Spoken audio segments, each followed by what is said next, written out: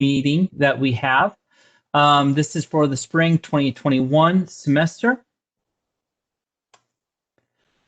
Just a couple things before we get started. So this meeting is for any student that either has an interest in Make to Innovate, and of course, we encourage all students that are currently enrolled in Make to Innovate to also attend this meeting. There are going to be a few things that will be repetitive. So if you have been involved in Make to Innovate before, some of this is going to be a little bit repetitive, although I'm going to try to kind of go through some of those a little bit quickly because most of these are all online. If you're interested in Make to Innovate, what will be good to know is, first of all, how M2i works, which we'll talk about. Plus, we'll also have the projects at the end, kind of talk a little bit about that as well too. And especially if you're new and you're not sure which project you want to be involved in, that's a good opportunity to do that. So we'll talk a little bit about M2i. We'll kind of talk about where things are at with M2i, how M2i works. I'll talk about the grading. We'll talk about lab and of course COVID-19.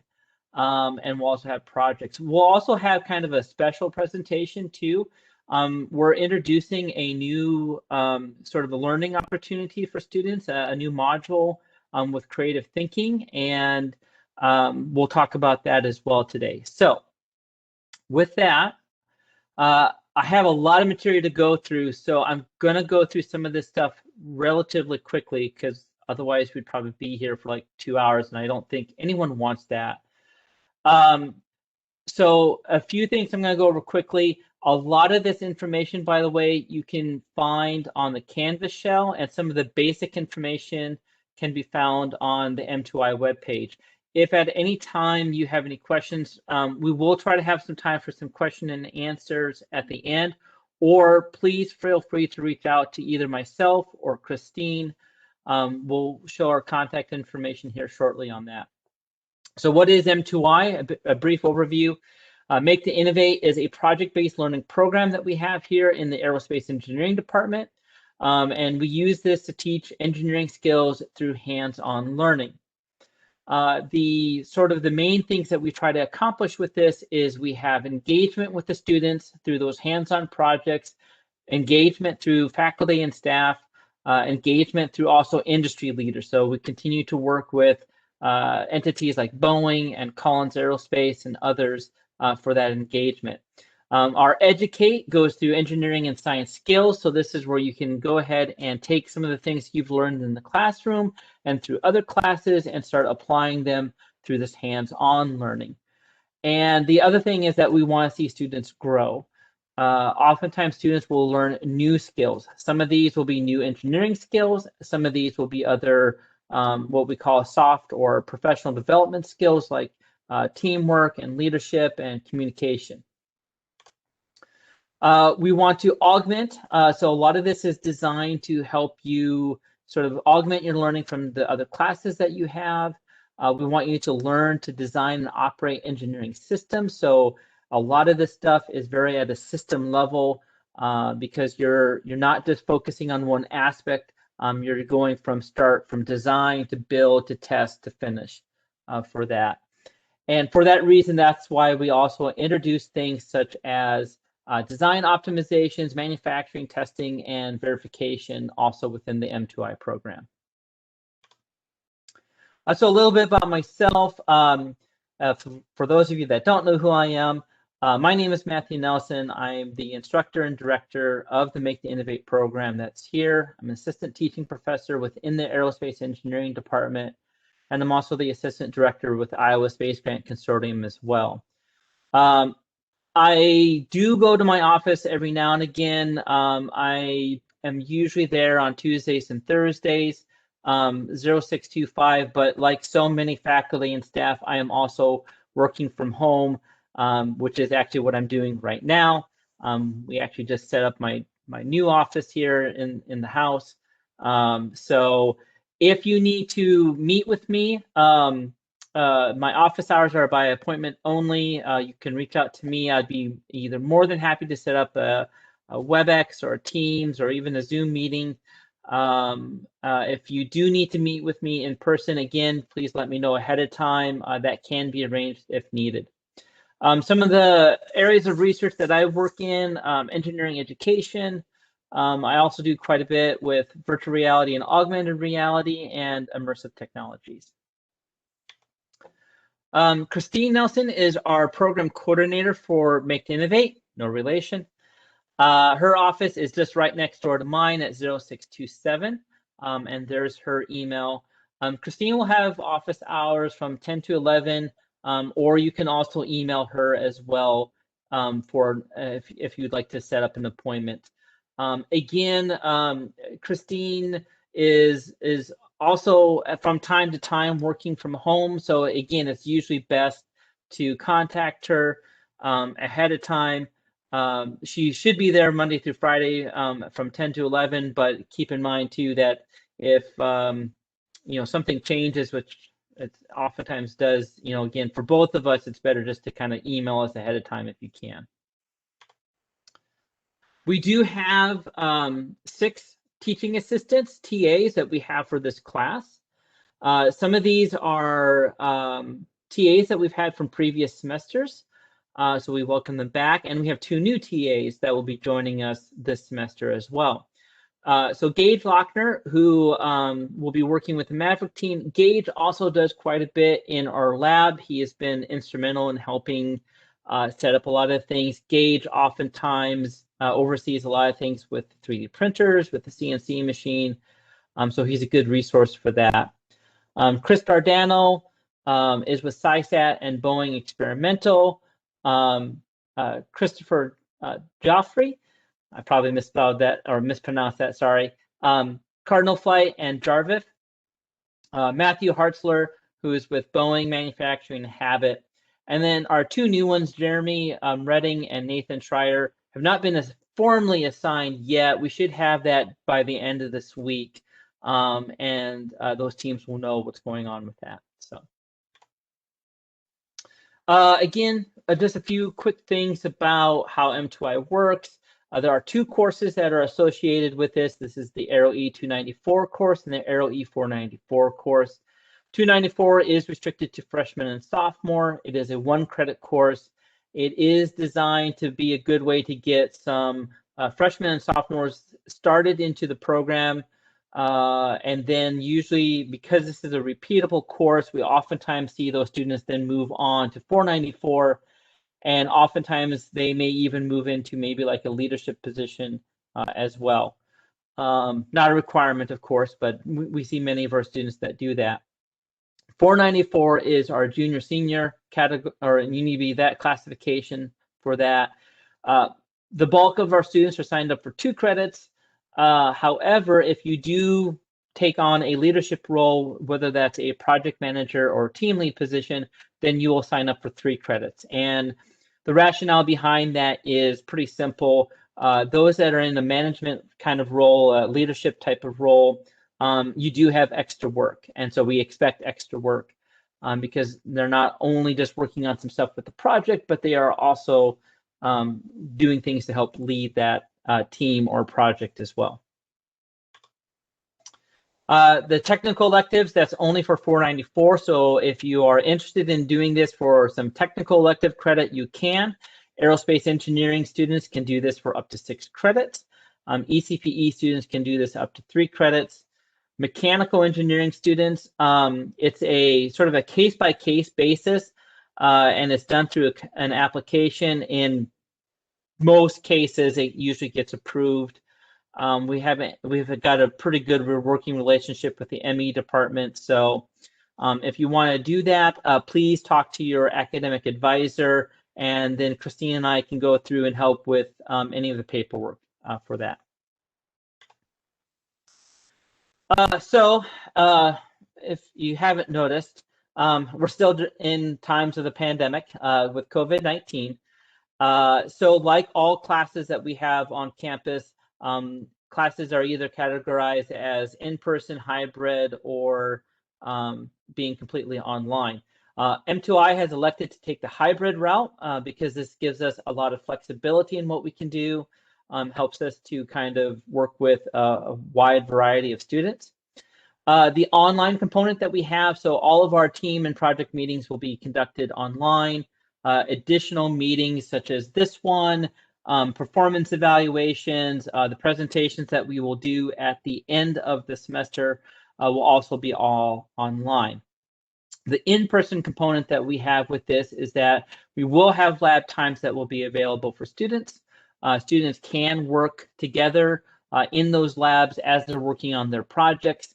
And we'll talk more about that in just a little bit. Some of the learning outcomes that we have, I'm going to go through this pretty quick.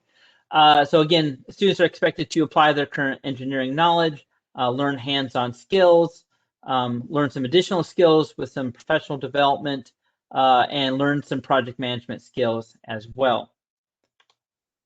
Learning outcomes for those that are especially in a leadership position, we also expect them to learn to manage a project team effectively, learn to work with and manage with the team, communicate effectively both with them and the stakeholders, and learn the basics of systems engineering as it applies, because they are oftentimes looking at that big picture.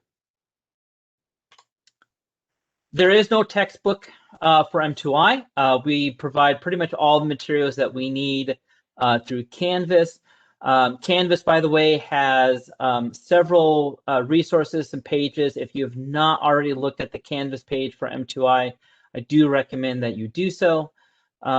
We have a few guides that are there, some things that we know that students usually need from a day-to-day basis from there. We also have some additional learning modules, some other on specific topics and how-tos as well.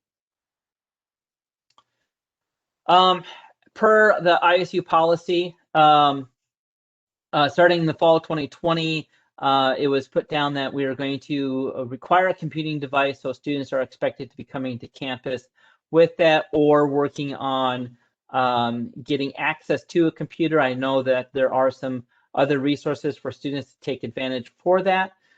For M2i, we do recommend that you have either a laptop or desktop computer that you can use with this course, especially with the online meetings, but also because we do not have a computer lab in M2i. It is not available for use. In the past, students could sometimes come in there to do stuff with like SolidWorks, ANSYS, or other things, but unfortunately, we don't have that because all of the computer labs have been shut down on campus. We do have access to the high-performance computer cluster through the classroom. So again, if students do need to run some very highly computationally intense jobs, they can do that. Everyone who's enrolled in M2i should have access to that. And then this is just another reminder, if you are working from off campus, for things like HBC, for JIRA, for a few of the things that you may need to do on campus, remember that you need to have that VPN connection.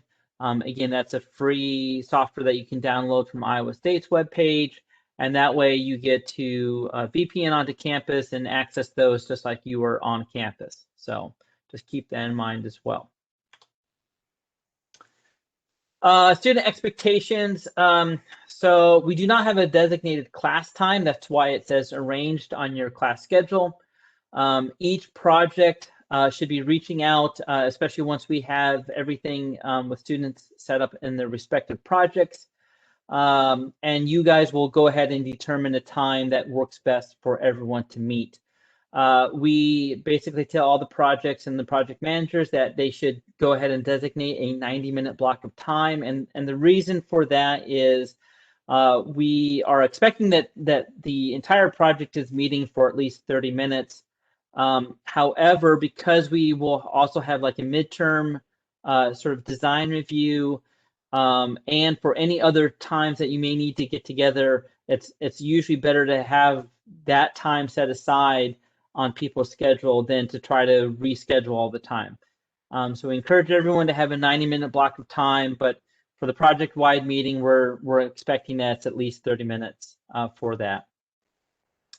And again, you can use the remaining time for like meeting with your teams meeting with your faculty advisors, technical advisors, whatever you need to do for that. All meetings should be online. We'll talk about some of those other resources, but WebEx, Microsoft Teams are the two recommended ones that we have. The general rule of thumb that we have for students is very similar to what you have with just about any other class that you're going to do. For every credit hour that you are signed up for, we expect on average 3 to 5 hours a week of work. We use this as sort of a baseline metric when we're looking at times in JIRA, which we'll talk about in just a little bit. This is also what we kind of use as a base metric for your monthly performance evals as well. A few things about some student roles that we have within M2i. So we have, of course, myself as the instructor and the director. We have Christine, who's our program coordinator, who handles a lot of our day-to-day, and we have the TAs as well that are embedded into each project. We also have a project manager. The project manager oversees the project. This is a student. They are also the main point of contact that we have for each project. So oftentimes we are working with the project manager for that. They're responsible for the project and how it's going, and they also have some fiscal responsibility in terms of budget and making sure that they don't go over budget for that. Team leaders, so you have a project. Maverick is an example of a project. And then that project usually has anywhere between 2 to 3 teams usually. And each of those teams will then have a team lead. And then that team leader oversees that team. So the project can have 10, 12, 15 students, and then that gets divided up into smaller teams as well. And it's those smaller teams that will have a team lead that will focus on those specific tasks that they need to do. Okay, a couple things with some resources. The M2i website, again, projects do have their own web page. If a project wants to use that, let us know. We do post some other information up on the M2i website. We have some lab information that's up there as well. So anything that usually gets posted is usually there. I mentioned Canvas already. So again, all of the assignments, so your weekly reports, project reports, a few other things with some of the final presentation. When we get towards the end of the semester, there'll be a few other assignments. Those all get managed through Canvas. And so Canvas is the authoritative source that we have for all of that. All of the grades will be put in there. So if you're wanting to know where you stand in the course, look in Canvas. We do keep that pretty much up to date. We try to release grades as soon as we are able. In most cases, things like weekly reports especially have been graded on average within about a week, week and a half, if not a little bit sooner.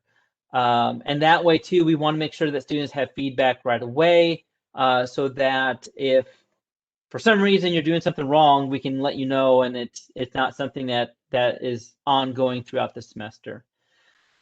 We also keep track of attendance through there. We do use it for announcements. So you have probably heard this, I'm sure, in other courses as well, but make sure you have Canvas set up the way that you want it to be set up when it comes to notifying you, whether that's through emails, through text messages, through the app. However you want it to set up, just make sure you're getting those notifications, because we do utilize that quite a bit. JIRA, for those of you that have been in M2i involved, you already know about JIRA. Some of you love it, some of you hate it. But JIRA is the system that we use to kind of keep track of what everyone is working on. And it is a tool that is useful not only for people like myself and Christine, but also the project managers, the team leaders, and even for the people that are working on stuff. Project managers and team leads can go in there and assign tasks. As people are working on those tasks, they can go ahead and log that time. And then we use all of that information, not only in the weekly reports, but also for the performance evals as well. Unfortunately, we still have to use an ISU VPN. Sorry. I know last semester we did try. We really did. I kept bugging ITS about making it available outside, and they said, yeah, we're working on it, and it never came about. We'll ask again, but I'm not holding my breath on that.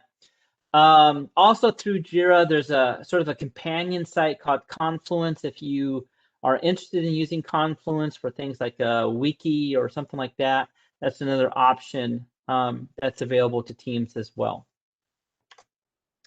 Microsoft Teams. So this is sort of the official application that M2i has sort of decided to use for inter-team communication and collaboration.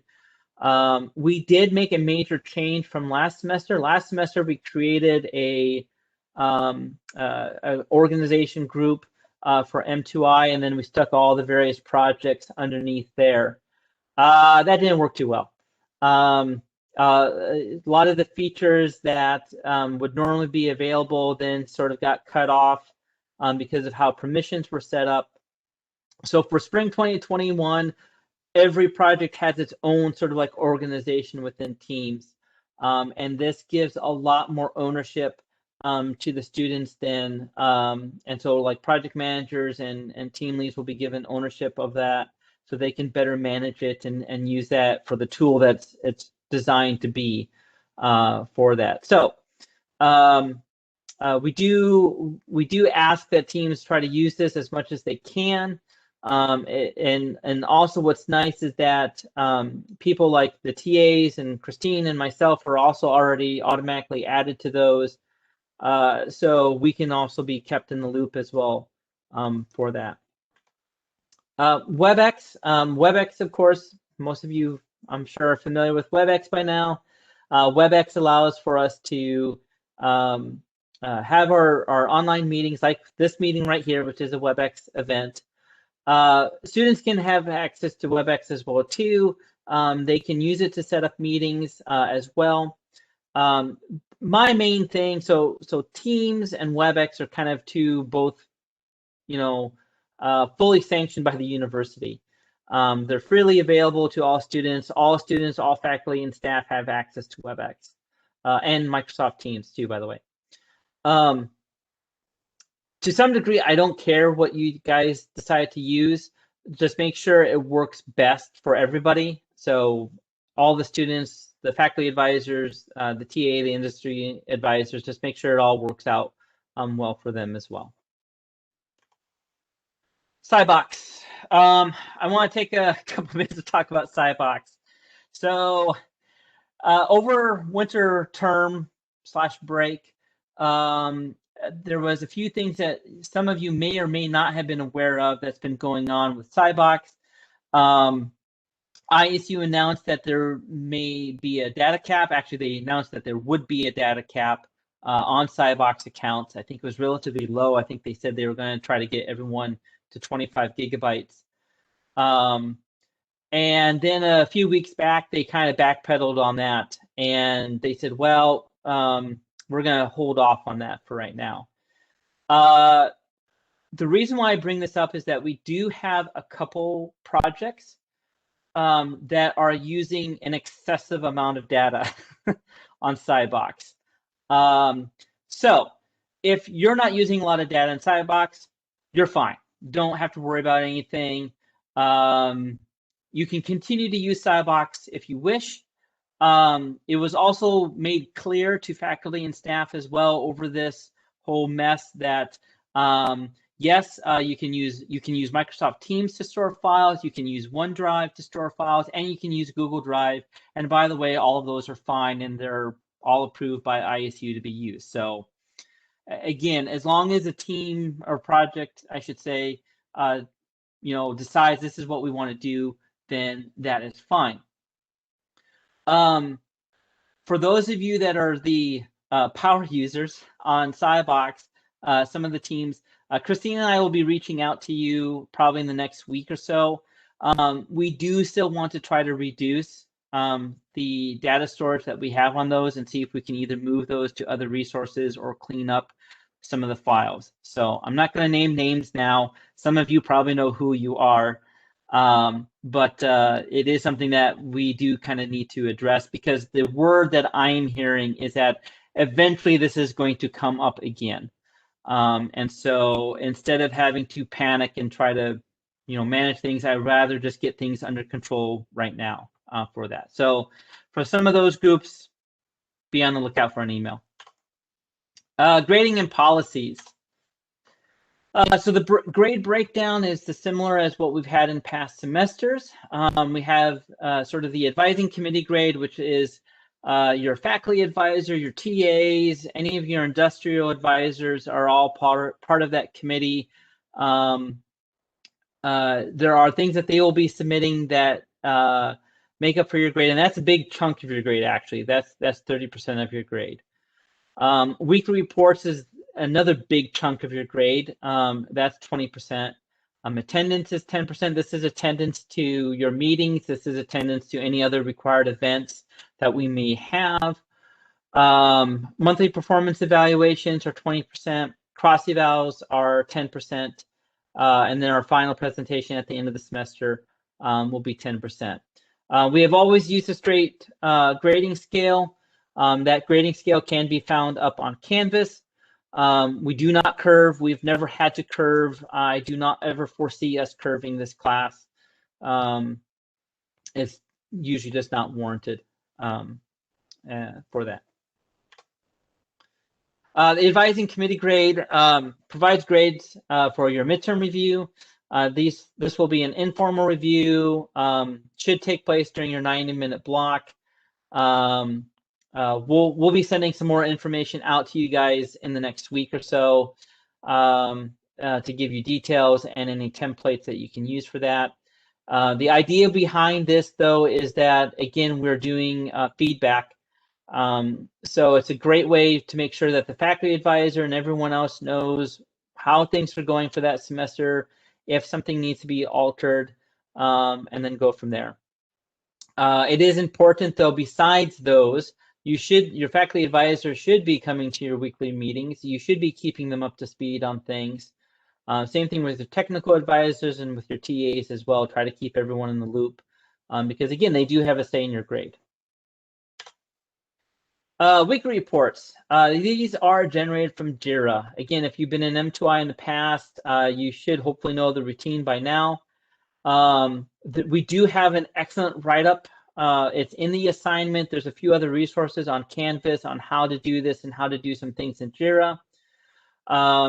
You will generate it from JIRA and then upload that report to Canvas, and then we go through there and grade it from that. Everyone does it. All the students, all the team leads, all the project managers do this. A word of advice. We saw this last semester especially.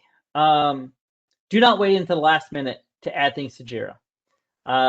First of all, by the way, JIRA logs when you log in and when you add stuff. So we know when you do that.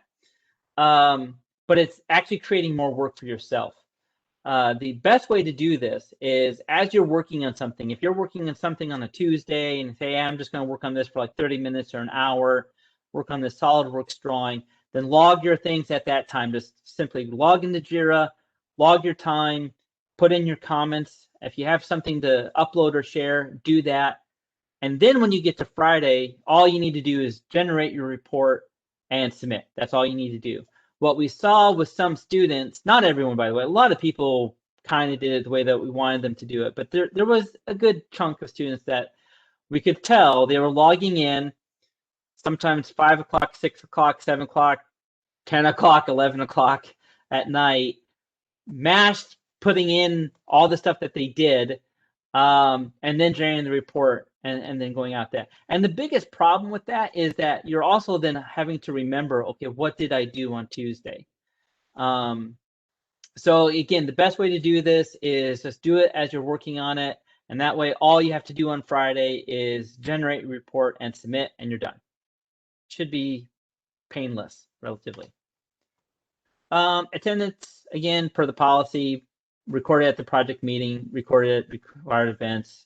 The project manager will take care of this, and the TA will assist and also help verify with this attendance as well, too. So it's not something most people need to worry about. It's handled by the project manager. Monthly performance evaluation. So again, we've done this for a while. Once a month, we'll meet with the project manager and the team leads. Again, this is meant to be sort of a bi-directional discussion. We'll look at things where things are at with the project. We'll give them some feedback if we think that there's something that they can do to improve things. We'll try to help them. We'll try to show them some things that they can do to improve it. Likewise, they can give us some feedback if they're having particular difficulties with something, or if they have any questions.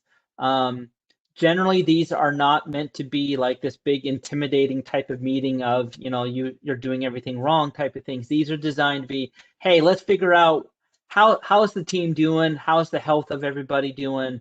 What can we do to make things, move even better for everyone? We do review things from the JIRA reports. We look at the tasks assigned, we look at the hours assigned, we look at the completion for both of those. And, just by the way, we do evaluate the project managers and the team leads as well too. So if a project manager and or team leads are not assigning tasks to people, then they get dinged for that, because how can a person work on something if they are not told what to work on? But vice versa, if they're assigning tasks and someone's not putting in the effort, then that's what we look at as well too. And that's really what it kind of boils down to. We look at making sure that the student leaderships are communicating out to you guys to say, hey, we need to do this, this, and this to get this done. And likewise, you guys are coming in, yep, I did this, this, and this, and we got this done, or this had to slip a little bit because something that happened. We don't try, again, we know we're in an academic environment, so we try to be as accommodating as we can with these, but this is also a class, so we have to try to keep things marching along. So cross evals, again, some of you that have been in M2i know what this is. This will come from CATME. So twice a semester, midterm and the end of the semester, we will definitely try to make sure that we put out some announcements ahead of time. But generally, if you see an email coming from CATME, it should say make the Innovate, and it should say that this is like a midterm cross eval or final cross eval, and that's from us. Please make sure you get those filled out for that. Final presentation. So normally, especially in the spring semester, we would do a design expo or something at the end of the semester. With COVID-19, that's probably not feasible. I say probably because, again, we're still monitoring the situation, but for planning purposes right now, what we're planning to do is a final presentation. We're planning for this to be online. Again, in the past, we've done this as well too. We've tried to invite some other people from industry, some faculty, some alumni. And if students also have people that they would like to invite to these as well too, that's fine. And again, we'll be sending out more information about that as the semester goes along. Attendance policy, I'm not going to read all of this because, again, this is up on the syllabus on Canvas, but the key things are you need to notify us in writing if you cannot make a meeting or event or something that's going on, and that needs to happen at least 24 hours. Those need to be sent to an email to m2i-graders@iastate.edu. There is an attendance policy. There's sort of an attendance absent request in Canvas that gives you the format. You can basically copy and paste that, put it into your email, send that to M2i Graders. That will get to all the TAs, myself, and Christine, so we're all in the loop. If you have an emergency, something came up, you need to, you're in the hospital, something like that. Obviously, you may not be, you're not going to predict when you have an emergency. So try to let us know ASAP. As soon as you're able, try to let us know what happened, what's going on, so that, again, you don't get docked any points or anything like that. So that's all on attendance. Grading policy. The main thing from this is that when we do post to Canvas, students have 2 weeks from when that is posted to contest the grade. Okay, we don't hear from you in 2 weeks. We're going to assume we did everything right and that everything's fine. We are human, both me, Christine, and the TAs, we're all human. We do make mistakes from time to time. It does happen. It's fine. Just let us know nicely. Hey, I think, you know, I was at this event. Can you check that? Or I got a 0 from my weekly report, but I did submit it. You know, what's going on? And we'll look into it, you know, and if we made a mistake, then we'll get it corrected. If there was something else, again, we'll talk to you about it. We'll work you through what happened. So, but again, we don't want students to come at the end of the semester and say, well, I submitted weekly report 3 way back in February, and now I don't think the grade is right. Now, you need to be on top of your grades. We're doing everything that we can to get the grades out to you as soon as possible. The least you can do is make sure that you're checking your grades and that everything looks correct as well. Our late assignment policy, if you've had me for other classes, same policy I have for my other classes too. So again, if something does get turned in late, it's a 10% point reduction removed per day for all assignments. This happens automatically within Canvas.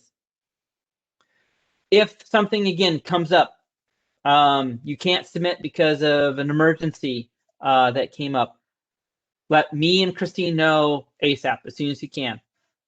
We can't always go in there and override it, but if we don't know what's going on, then we can't help you. So, academic dishonesty. Man, I hate doing this every semester, but I have to. Don't do it. I do not tolerate cheating. If you've had me in any of my other types of classes, you know I don't tolerate cheating. I have failed students for cheating before. It's a little bit harder. We don't usually have a huge problem in M2i, but believe it or not, we've had students that have tried to cheat in M2i. I know, it's amazing, but you know, it doesn't help you. It doesn't help anyone. Nice thing is with this type of class, it's very hard to have something posted to Chegg, so that's a plus for us, I guess. But yeah, just don't cheat. Don't try to like copy someone's weekly report verbatim or anything like that. You know, do your own work and you'll be fine. Accessibility statement, again, I'm not going to read through all of this. It's on the syllabus. If you need accommodations, please work through the DSO office for this. I do see those letters. I will go through and make sure I sign those letters. We will try to accommodate as best as we can. Free expression. This is new for this semester. This is basically saying that Iowa State University does support and uphold the First Amendment protection of freedom of speech and the principle of academic freedom in order to foster a learning environment. The context of this, the main takeaway is that, look, we want students to, you know, express freely, but when we're working with stuff in the context of the class and specifically with M2i, we need that within that context of what we're doing for that class or for M2i. And that's what that last sentence basically talks about. So, you know, outside of the class, outside of M2i, that's your guys' thing from there. And there's other ISU policies about that. But in terms of the classroom, you know, that's the way that we look at that freedom of expression. Along those same lines, harassment and discrimination. Again, this is kind of like the academic dishonesty. Don't do it. I do not tolerate it. If I find out that someone has been harassing someone, again, we will work through the university and we will have a chat. So, so again, I think, again, we've never had a problem with this in M2i, and hopefully we never will. Kind of along those same lines, ISU community, mutual respect and inclusivity. Again, treat others like you want to be treated yourself. We're all adults here. So, and again, I will say this about M2i students. M2i students are generally probably one of the best students that I've probably have had. You know, a lot of them are very good about being cordial, and we've got some excellent students in the M2i program. So again, we've never had an issue with this, but just a reminder, you know, treat everyone with respect. That does go for both me and Christine as well too. And likewise, I mean, the expectation is, and the requirement actually, is that, Christine and I do the same. So COVID-19.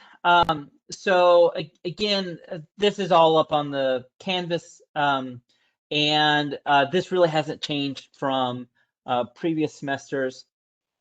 So I'm not going to really go into this. We'll cover some other things about how this is affecting us in just a little bit. Prep week policy. Again, we follow the faculty handbook for this. I do want to point out there are a few items that we've already kind of put out there as far as prep week, and that is we will have our final design presentation and there'll be a final cross eval. So those will be the 2 assignments during prep week. Otherwise, I think as anyone knows, we don't have a final exam, and we try to keep things relatively light towards the end of the semester. It should be just be wrapping things up. Religious accommodations. If you do need some religious accommodations, please email both me and Christine, and of course we will try to do what we can to accommodate you for that. And again, if you have any academic issues, you can email academicissues@iastate.edu, and they will try to help you as best they can. All right, a little bit about some of the things with the M2i Lab space. Just like in fall 2020, access is going to be restricted. Unfortunately, we have to keep the lab still locked. It's key card access only. We have expanded the number of hours for spring 2021.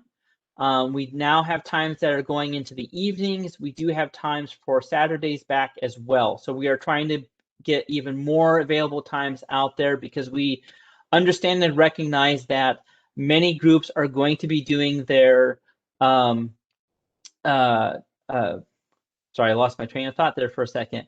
They're going to be working on their projects, of course, during the spring semester. Fall is typically more of a design phase, and usually now we usually get into the build phase, and so we recognize that. Project managers, if you haven't already, and I know many of you have, please continue to work with Christine and I, making sure that we have some time set up. We will do what we can to accommodate groups as much as we can. As far as the number of students in the lab, yes, we have been able to increase how many students that we can have in the lab. That, before we kind of had a hard limit on 2 students per team.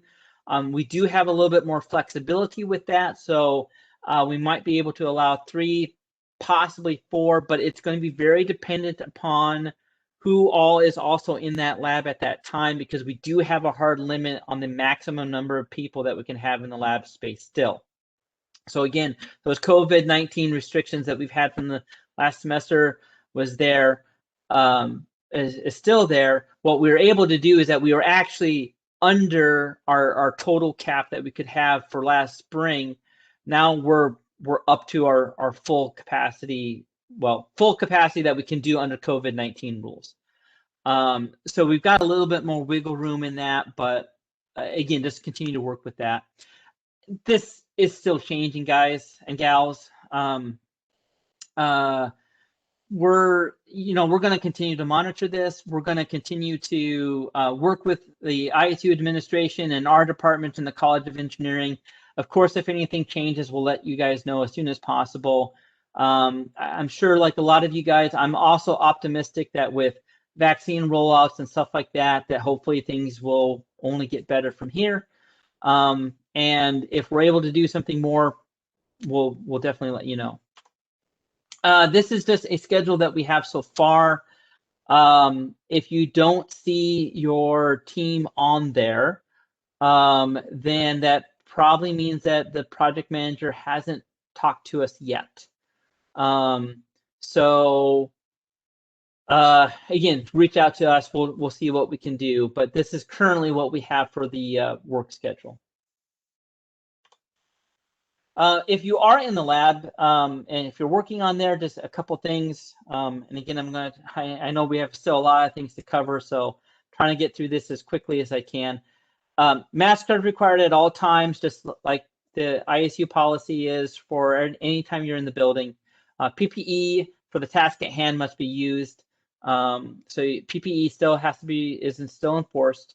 Students and teams will be allocated a space to use during their session. So we'll let you know where you can work at, and that's sort of the space that you'll use.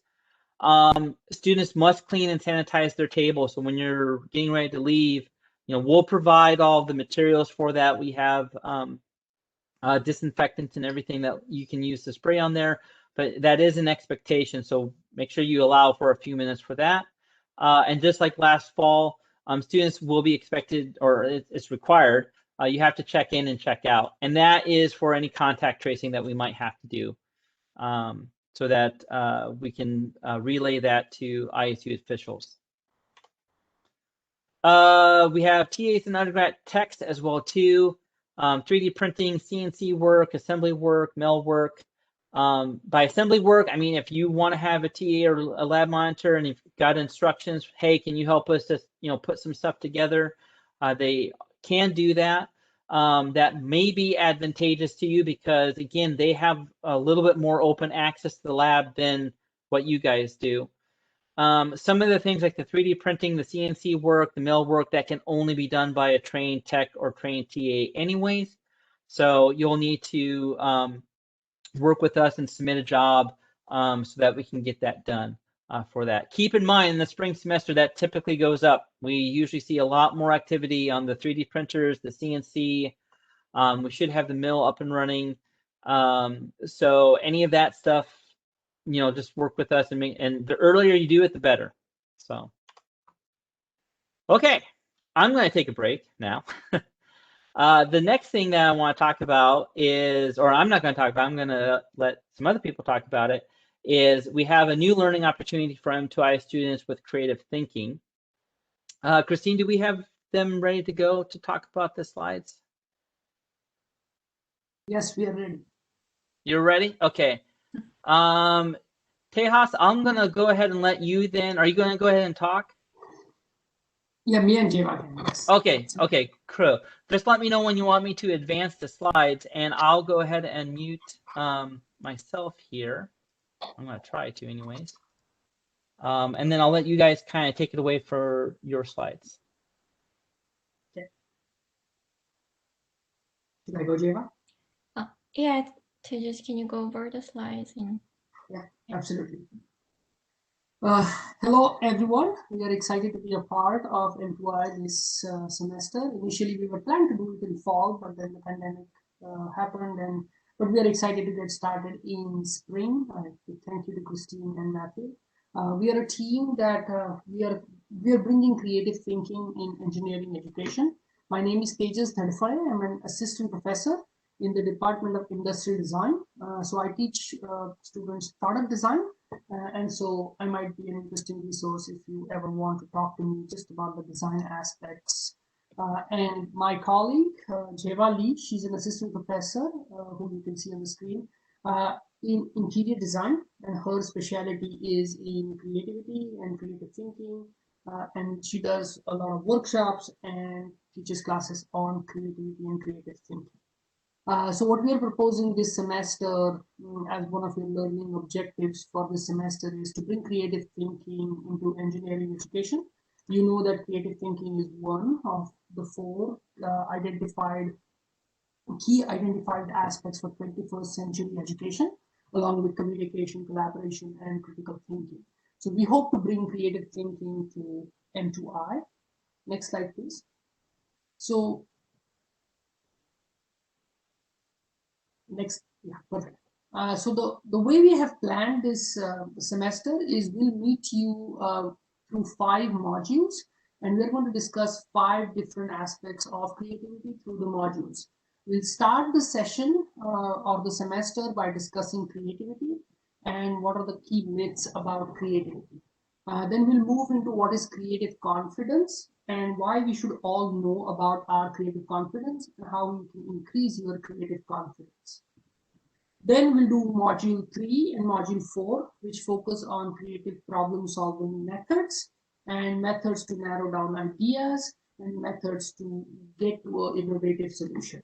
So hopefully you are in that phase of design and build where you can use these methods and apply to projects that you're working on and narrow down on ideas and work on ideas that you already are working as a team. And then the fifth module, we'll talk about next steps as to how you as engineering students can take creativity forward. We have some resources for you that we would like to share with you. And hopefully the 5 modules will be a kind of a crash course into creativity. And we'll talk about creativity in relation to innovation. Next slide, please. So as I said, we'll open the semester by discussing a few myths. And this is one of my favorite myths that I talk to all students. I teach a course on creative thinking for engineering as well as design students, where we talk about is creativity, you're creative if you're born, or can you acquire creativity? As a teacher, can you even think of me teaching creativity? Should I be teaching creativity, or you already know everything there is to know about creativity? And we kind of bust some of those interesting myths about creativity. So I grew up, I have an elder brother who is an engineer, and in the same house, he is considered non-creative, and I'm considered creative because I am in the design field. Same set of parents, same set of upbringing, but with 2 completely different results. One is considered creative, one is considered non-creative. And so we'll talk a lot about that. Next slide, please. The next key topic we want to handle is creativity and innovation. And this is for all of us to think about. We use these 2 terms interchangeably. And it's interesting if you think of creativity is the same as innovation, or do you think creativity is a way to become innovative? When you look at a product, what do you say? Is it innovative? And when you look at a person, what do you say? Is this creative person? And we kind of talk about the difference between creativity and innovation as much as we know. And then we want to know what you think about innovation and how do you design innovative products. The next slide, please. So if you broadly talk about innovation, right, you can break down innovation into different aspects. What can you broadly innovate? You can broadly innovate offerings. You can broadly innovate a process. You can innovate a delivery system. You can innovate finance, which means if you look at what you can offer as innovative solutions, you can break it down into products, structure, process, service, assets, and strategy. So you're looking at the slide, you're looking at all the different corporations, the lead corporations that are doing that. And we'll talk about where creativity fits into this innovative cycle. Like you're looking at product innovation, attribute, structure, process innovation, and where can creativity play an active role in the innovation process. Next slide, please. Then we handle the 4 P's of creativity. So creativity broadly is broken down into 4 aspects, which is thinking of you as a creative person, then thinking of you and your creative process. And we'll share the creative process that is used by designers and engineers to solve problems. Then we'll talk about what a creative product means, like what is it and what are creative products. And then we'll talk about one of the key things is creative pressures. What kind of creative pressures do we have? I mean, on top of my head, we can think of time. When we are pressed for time or resource, we often have those pressures and they work against our creative outcome. And talking a little bit about the pressures of creativity and how can you create an environment that is more suitable for creative outcome.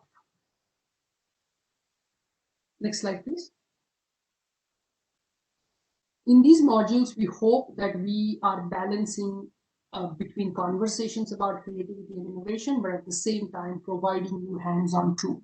I am a firm believer, and Jiva is also, we firmly believe that this is a make to innovate hands-on learning experience, and we want you to use some of the tools. So we will be focusing on methods and tools to be more creative.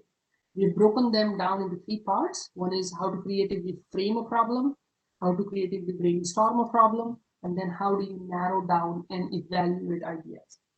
I mean, this is on top of everything that you're learning from your instructors or peer mentors or your TAs, but hopefully this will give you an insight as to how we think as designers and how engineers and designers work together and can use the same problem-solving methods going forward. So we will give you, we hope to give you hands-on tools which will help your projects.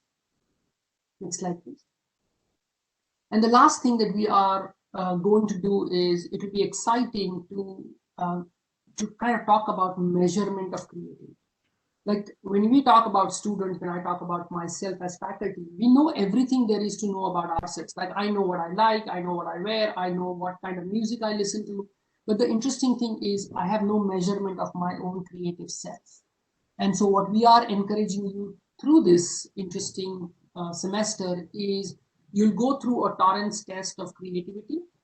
And we want to see what your creative confidence is and whether your creative confidence increases with time. And it's a fascinating little thing that you can, it's a test of creative confidence, and we will analyze the results and we'll let you know what the results are. And it's good to know where you stand and how you can improve your creative aspects. So on that note, Christine has, we have left packages for all of you, all students enrolled in this M2i. Get this little envelope that you can see on the screen. That envelope says very clearly that this is the Torrance test of creativity, and please do not open it until module 2, which is February the 10th. So please hold on to open it, just keep it with you. And this test will tell you the instructions as to how to do the test, how to take it. It's fun. It's really super fun. And when you are instructed to do, please open it. And if you will be kind to return it back to the lab anytime you can, just complete it, return it back so that we can kind of score it and we'll inform you what the scores are. If you have any questions at any time, we will be integrated into your Canvas page, which means you will have our contact information, you will know how to get in touch with us, and then you will see us on Wednesdays for an hour for these workshops. I want you to think of these workshops as adding value to your education, not as a separate piece. I want you to integrate it as much as I can, and we take full responsibility of giving you tools and methods that can be used. On top of this, Jeva and I are happy, both of us are happy to have office hours. If any team wants to talk to us in greater detail, you want to know more, or you just want us to come to your virtual meetings, we are happy to be a part of it, and we are happy to integrate or help a team through any of the creative processes that we can offer. So we are all hands on deck, we're happy to help. Please engage, have conversations with us, and all the details, all the slides, and what to do with the modules and the workshops will be all uploaded on Canvas. So Matthew, you have all the information. Thank you. All right. So we will meet every 5 p.m. Wednesday starting from next week for 5 weeks to do the 5 modules. Just wanted to remind it again. And Christine and I will also send out some more information out to everybody as well, and give you guys some more reminders for some of this. Again, this is not meant to be something that is, oh gosh, I have to do this. This is meant to sort of complement some of the stuff that you guys are doing in M2i, and hopefully improve a few things as well. So. All right. Okay, Tejas and Jiawei, thank you so much for presenting this for us. And as we've talked about this before, I'm very much looking forward to this. So yeah, this should be very exciting. Thank you. It'll be fun. All right, thank you. All right. Next, we're going to have, we've got a few slides here. So this is about the time where we go ahead and we give the students a chance to talk a little bit and talk about some of the projects that are out there. So again, especially if you're new to M2i and you don't know what project maybe to work on, we've got a few slides here for them. So let's see, the first one I have is actually Jarvis. Do we have Jarvis online? Can people hear and see me? Yep, we can. All right. Hi, everybody. My name is Cole Burkle, and I'm the project manager for Jarvis. So Jarvis is a research-based project. We work under Dr. Bella Kim. So what we're doing is we are piloting RC aircraft. We're using an autopilot system called a Pixhawk to do so. And we're flying it and gathering data on our flights. We're performing different test maneuvers through the flights to gather specific data. And this is for the research for Dr. Kim. What she's doing is she's compiling all this data, and she's attempting to create a new flight autopilot algorithm called anti-fragile systems. You'd have to ask her about it. It's over my head. So what we're just doing is gathering the data for her, making sure that everything that she needs for her research is done correctly, and just make sure that all the data we gathered is good data. Of course, along the way, there's always issues, and that's why we're an M2i project. So we have to use our engineering skills, all the different lessons that we've learned throughout our time here at Iowa State to try to fix these. You don't necessarily have to have a ton of experience to be on our team. So if you're a freshman, or I don't know how many freshmen are on here, but if you're a freshman or someone who hasn't been too far into their engineering journey so far, that's perfectly fine. We're still a great team. We'll help you figure it out. Next slide, please. So what we're doing this semester is primarily flight testing. We just barely began flight testing last semester, but we ran into some issues on our first flight test, and then the weather got bad, and then finals happened. So we have pretty much all of our flight testing to do this semester. At the very beginning of the semester, we're going to go through and fix the issues that arose during our initial flight test. So that's probably what we'll be doing while the weather's still not great. And once the weather starts to clear up, we'll be doing a lot of test flights. So if you're interested in RC aircraft at all, or autopilot systems, Jarvis is a great project for you. We also design and manufacture some third-party components for the aircraft that Dr. Kim uses for data points. And so if you're at all interested, please feel free to join our team. All right, thanks a lot, Cole. All right, next up, we've got Cardinal Flight.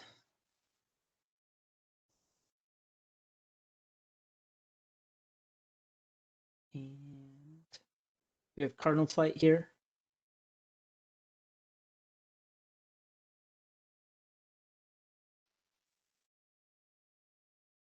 If not, I can talk about him in the capacity as the TA. Yeah, Chris, go ahead. Why don't you? Since it doesn't sound like we must not have the project manager online. So, yeah, Chris, go ahead. All right. So, Cardinal Flight is another aircraft-based project in M2i, where this year they are working.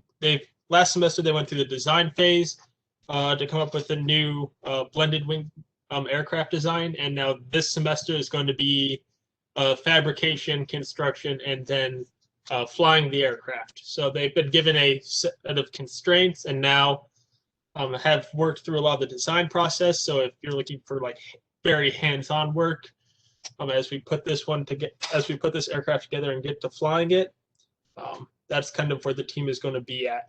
It's an interesting project to work with a combination of both some electrical engineering in terms of power and operations of the vehicle, as well as a lot of design and fabrication. And you can see the CAD model for the plane that's going to be built and flown this semester. So if you're looking to get into UAVs or have a lot of UAV experience, this is definitely an interesting team to look at. Okay.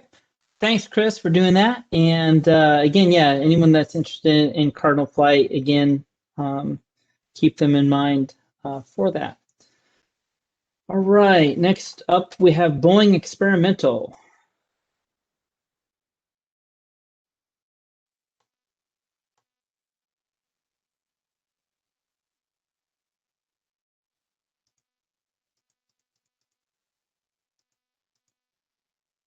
We must not have anyone from Boeing Experimental. Is there one of the TAs for BEF?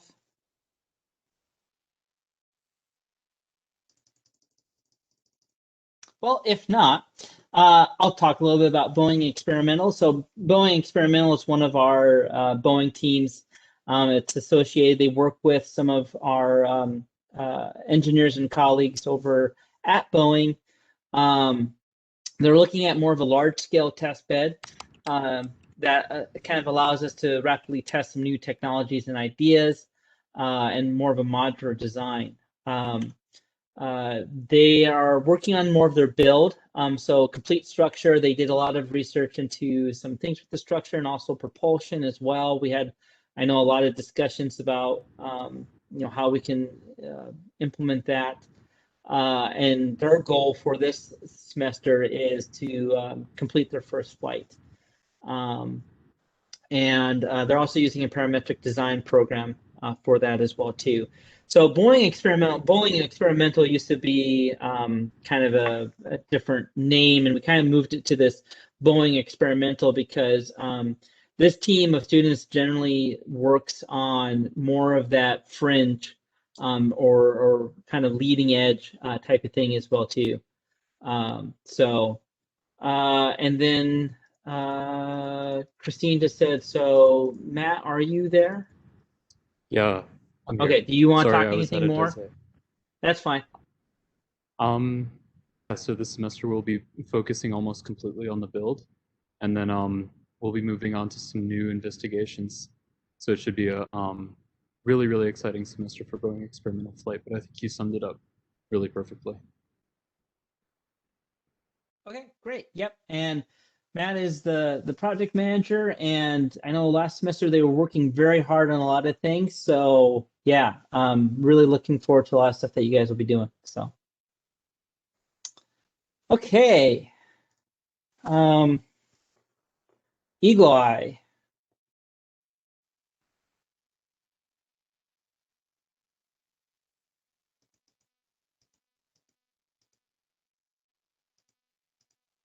Let's see. Do we have the project manager or one of the TAs for Eagle Eye? Okay, sorry. It looks like I was not a panelist there for a second. Okay, there you go, Ryan. Yeah, go ahead, and I've got your slides here. So awesome. So yeah, we are Eagle Eye.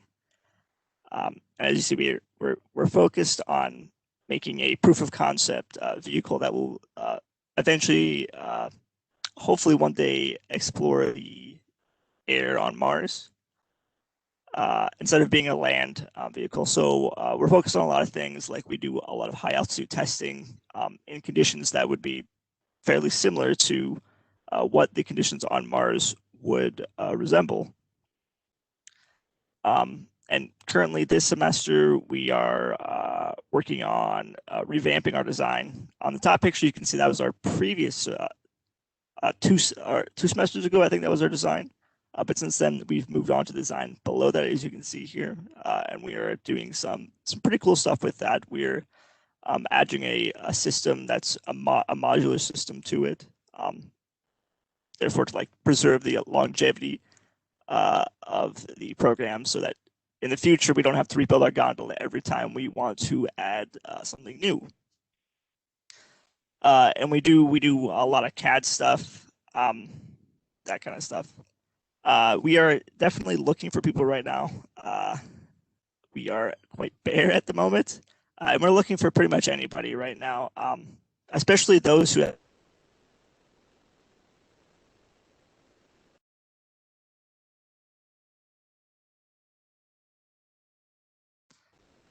So yeah, pretty much we'll take anyone. Yeah. okay. And yeah, Ryan, you did freeze up there for a second, but I think basically, yeah, you guys are definitely looking for pretty much any major that is interested in Eagle Eye. Again, they're doing a lot of cool stuff with high altitude, very thin atmosphere, things that can potentially be used on Mars. So yeah, thank you, Ryan. We team up with Habit as well too. So you'll have a chance to work at that high altitude stuff, and that's a lot of fun. Yep. Yep. Okay. Excellent. Thank you. All right. Next up, Boeing Manufacturing. Are you able to hear me? Yep. Okay, I'm Grant Adelman. I'm the project manager for Boeing Manufacturing. Boeing Manufacturing's goal is to design and manufacture a scaled down robotic system that's able to pick up a Boeing 777 wing and move it anywhere in a factory setting using completely autonomous. So our structures team this semester is finishing up our upper assembly that you see as a background. So we're going to need people that are able to, work hands-on and actually build our previous design. And also we are looking for members for our automation team working with indoor GPS coding with like Arduino system. Yeah. I think I covered everything. Okay, sounds good. All right, yeah, thanks, Grant. And yeah, Boeing Manufacturing is doing a lot of stuff, a lot of robotics. Again, this group has been working quite a bit, even like last semester.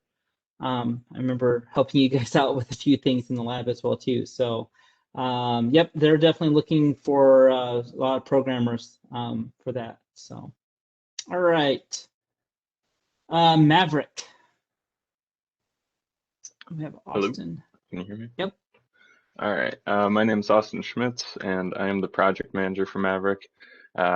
Our team designs, programs, manufactures, tests a Mars-style rover to compete in an international competition. Our main goal this semester and what we will be focusing on as a team is producing that competition-ready rover. The picture that you can kind of see back there, it's a bit cropped, but that's what the rover is currently at, but we're still missing a few key components like the science soil collection system and the robotic arm. For those of you that are interested in the electronics and programming side of the rover, we will also be pushing towards an operable steering system at the 4 corner motors, as opposed to this tank style driving that we finished last semester with. Can go to the next slide. Oh, there you go. Maverick has 2 different teams within it, the mechanical team and systems team. The mechanical team will be using a lot of SolidWorks and rapid prototyping through 3D printing, and the systems team will be focusing on the coding and programming aspects of the rover. So we really have any of your interests kind of covered with that. Both teams also provide members ample opportunities to get hands-on with the rover and in the lab, be it manufacturing and assembly or wiring and testing. Also, a little information on the competition, provided that university travel is allowed and competition will be held. Anyone that joins our team or is on our team is welcome to join us in traveling to Canada to compete in August. I look forward to meeting any new members and the semester ahead of us, so thank you. All right, thank you, Austin. And yeah, Maverick's been a team that we've had for a long time in M2i, and again, there's a lot of cool things. And yeah, I think we're all hoping that hopefully we are able to do the competition because it'd be good to do that. So, all right, next up, Micro G. Hey everyone, my name is Joe Weichert. I'm the project manager for Micro G. So let's go next slide.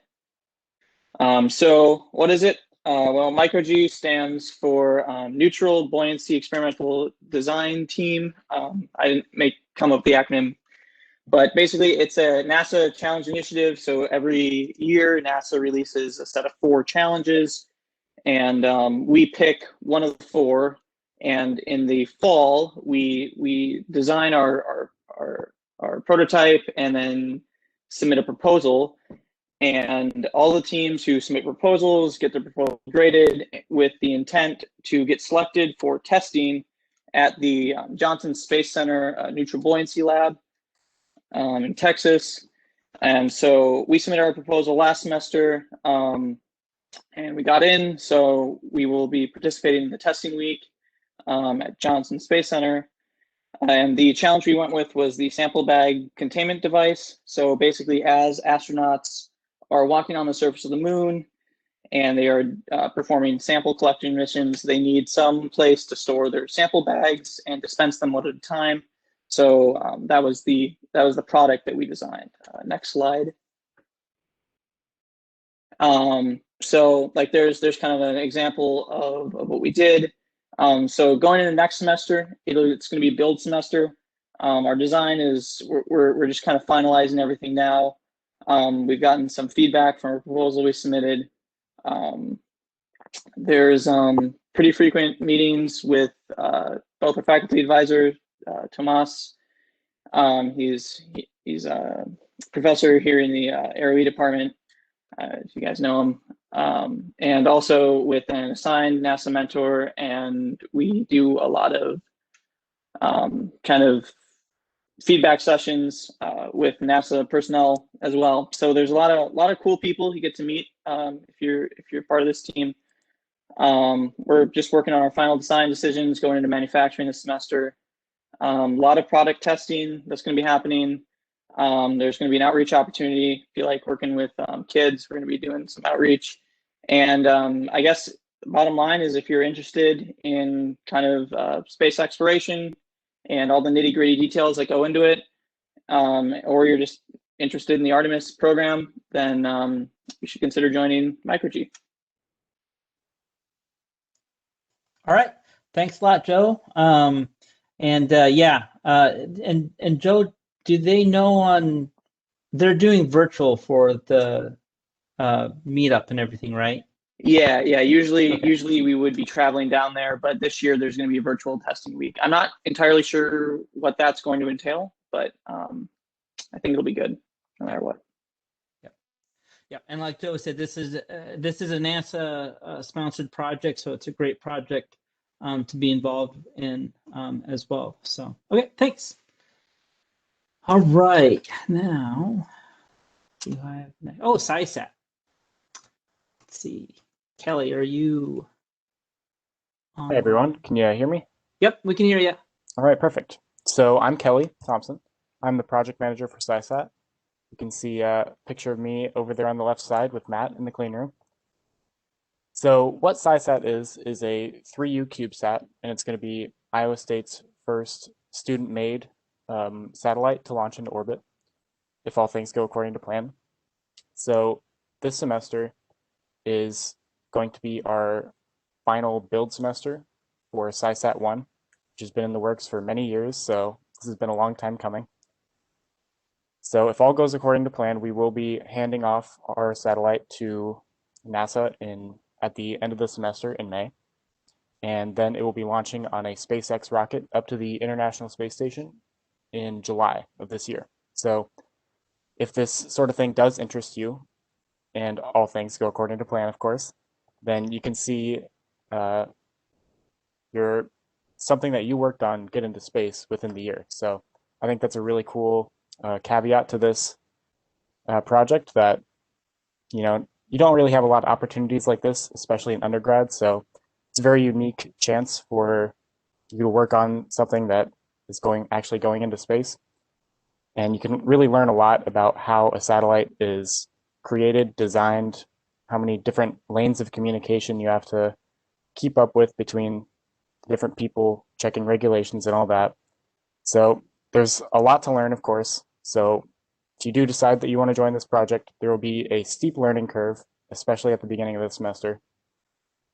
And considering this is the last build phase of the satellite, we obviously will expect you to put a lot of heart and soul into this project, because we don't want to have to push back the handoff date, as this project has had to do many times in the past. So we're really looking for dedicated and passionate individuals as our main focus, but an added technical skill that we would be looking for is someone with some electrical knowledge, as that's kind of a gap in our team's current knowledge.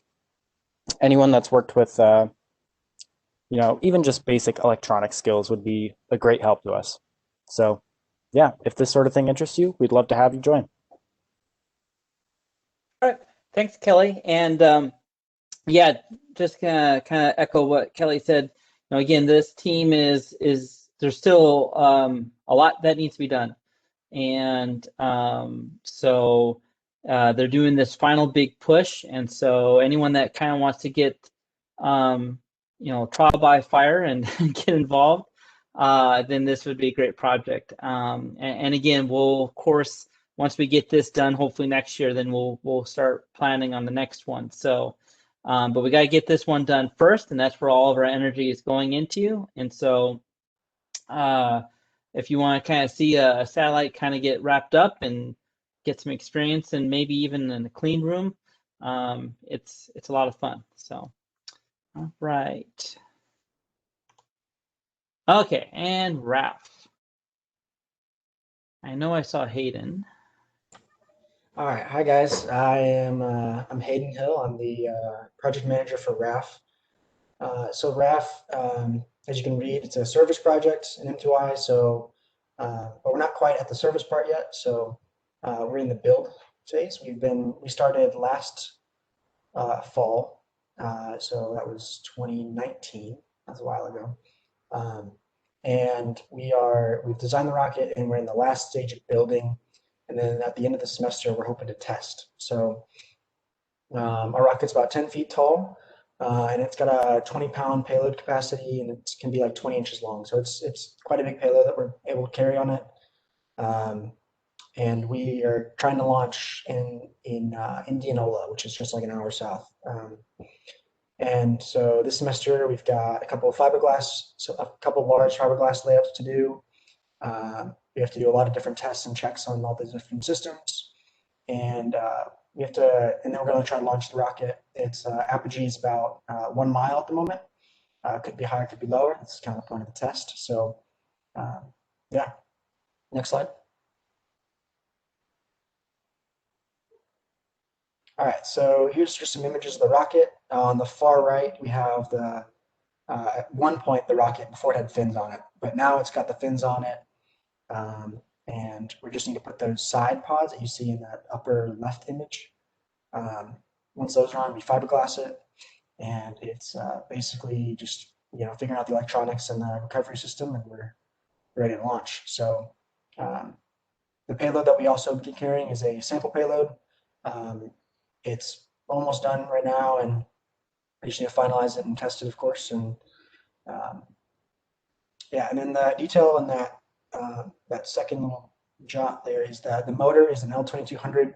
It's a green motor, so it burns really bright green. You can only really see it in person. It's not something that captures very well on camera, and it burns out in like 2.5 seconds. So it's quite the screamer. I've heard it a few times. It's a lot of fun. So yeah, so some of the sensors we have on the payload, we have a camera, and we're gonna have some buckshot. It's just one of the random ideas we thought of. We have too much weight to deal with, so we're just trying to what can we put in that's like a ballast / a payload. So we got some buckshot that we'll be filming, and then we have some sensors just to capture all the right data for our mission. So, and then in the future, we're looking to launch more frequently for different classes. So Matt's looking for 361 maybe to have this be part of the project, and so we can, we could be in part of the underclassmen's experience in the future years, and just working with other different research projects or what have you. So it's a really exciting project. It's a lot of fun to work on a giant rocket like this, and basically we take anyone who wants to come. It's great. So we'd love to teach you guys. It's a big fun project, and I've been a part of it for a lot of years. So yeah. All right. Well, thank you very much, Hayden. And yeah, another exciting project. There's a lot of cool things going on with RAF, and I know you guys were making a lot of progress. And then of course we had the pandemic hit, but we are definitely looking forward to seeing some more tests happen with this rocket, and having a system that we can support other student groups as well.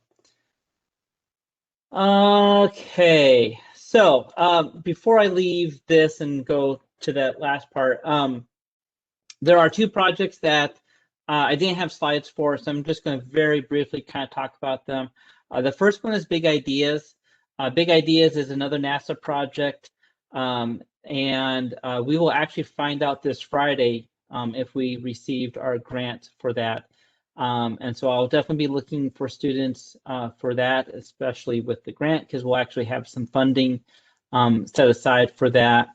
For Big Ideas, you can go ahead and contact me, and I'll give you some more information for that. And then the other one is Habit. That's our high altitude balloon and experiment technologies. This is another group that has worked with, like Eagle Eye has mentioned, they work with them. They've done flights for University of Iowa. They've done flights for other entities, both in the state of Iowa and even outside of the state of Iowa. And so this is where we get to do the high altitude balloon flights. We send payloads up to about 100,000 feet or so. I've got a few students that are actually working on some new hardware as we speak. We actually were able to make some headway over winter break on sort of redesigning some of our electronics, but we are always, of course, looking for more students that are getting involved with that, especially from the electronics aspect, but also even with all aspects. We're redesigning a whole new reusable payload. We are hoping to maybe even do something with some thunderstorm flights and getting some data through there. So some really neat stuff. So for right now, again, you can contact me directly for that, and I will get you kind of set up if you're interested in anything with Habit. So again, this is, I know this went kind of longer than normal. We had a lot of things to sort of cover for this kickoff meeting.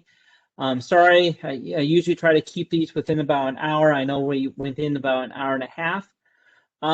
Thank you all, especially all the students that are out there, for making M2i a success, even during a pandemic.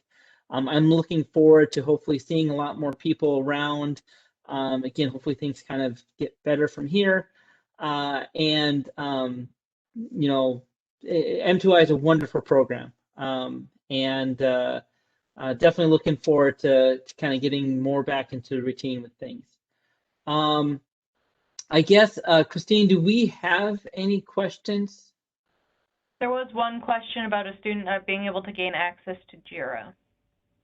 Okay, so yes, with the access for JIRA, I will double check that tonight. You can also go ahead and send us, what we would need is just the student's net ID, and I can make sure that, so there's an access control list for that. That should have been synced up, but it's also possible that something got missed as well too. So I will, yeah, shoot me that off, and I will also double check some stuff tonight. We'll make sure everyone has access for JIRA. Weekly reports won't start until next week anyways. So we never do weekly reports during the first week because we're trying to get everyone up to speed, but we will start them up on week 2. So yeah. The other question is signing up for a team. So as far as team sign up, there should be a link that goes onto Canvas in the next about 10 minutes. And that's a Qualtrics link that you will choose what project you'd like to be on. Again, this is not necessarily you're going to be on these projects, but we do try and take your first or second choice when assigning you to a team. Yep, and usually we're able to do that. So we'll go ahead and we'll list out all the various teams. You give us sort of a first, second, and third choice. A lot of times we do first. Also, if you were on the team beforehand, you know, very strongly that you're going to get back onto that team again. But sometimes some students do want to change teams, and so we respect that. If someone wants to go to a different team, that's fine too. So we do this so that we can get that feedback from students, and then we'll get those assigned. Usually we try to have those in all sort of set up by the weekend. You know, usually over the weekend we get all the data, and we get everyone assigned from there. And that way too, right, next week we want everyone to sort of get things started up and go from there. So any other questions, Christine? those were the main ones. Okay. If you do have anything else that you think of later, please don't hesitate to shoot off an email to me or Christine. Last couple things I'll say too. If you have not signed up for Aero E294 494 and you're like, hey, everything I saw is awesome, I want to sign up, please, please, please do that this week. So that, again, we are posting a lot of this information to Canvas, and until you sign up for the course, you won't see a lot of that stuff. So please make sure that you're signed up. If you also know of friends that they're like, I want to join them with M2i, please encourage them to do the same. This week you can do so through Access Plus. So it's the easiest way to do it is to do it this week. And then we can get everyone kind of into their teams ASAP and then go from there. If someone's on the fence, please have them reach out to us. Christine and I, again, will be more than happy to sit down with anyone that has any further questions or concerns or anything, and go from there. So, okay. Anything else, Christine? Anything else that's popped up on chat or anything? So someone asked how you join the Canvas. You have to sign up for 294, 494. Yep. And by the way, that does take, it doesn't usually kick in right away. So once you sign up for the class through Access Plus, they process those all overnight. So if you signed up like on Access Plus today, then you should have access to the Canvas page by tomorrow. And it should say, make the Innovate Spring 2021. Should be pretty obvious. It's got our logo on there and everything. So, okay. If there are no other questions or anything else, again, thank you so much to everyone, especially that stuck it out for the entire time. I appreciate it. Looking forward to everything that's going to happen this semester. And hopefully we'll see you guys around.